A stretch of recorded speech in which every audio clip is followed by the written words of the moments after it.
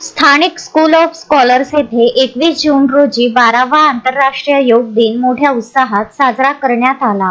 कार्यक्रमाची सुरुवात सकाळी 7:30 वाजता दीप प्रज्वलनाने करण्यात आली. या प्रसंगी प्रमुख अतिथी म्हणून गोपालनगर परिसरातील हॅपी ग्रुप योग प्रशिक्षण समूहाच्या संचालिका कुसुम चौधरी आणि योग प्रशिक्षिका रश्मी तायडे उपस्थित होत्या. शाळेचे प्राचार्य डॉक्टर एन संतोष कुमार यांनी आपल्या प्रास्ताविक भाषणात योगाला भारताची प्राचीन समृद्ध संस्कृती संबोधले आणि निरोगी आयुष्यासाठी योग किती महत्त्वाचा आहे याचे महत्त्व पटवून दिले.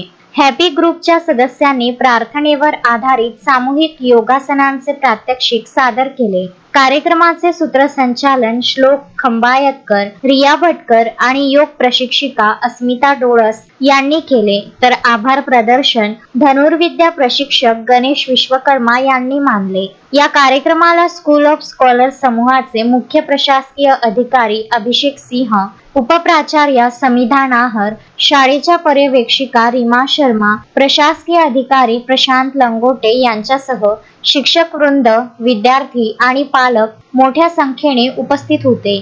शोएब खान, विदर्भ न्यूज, अमरावती.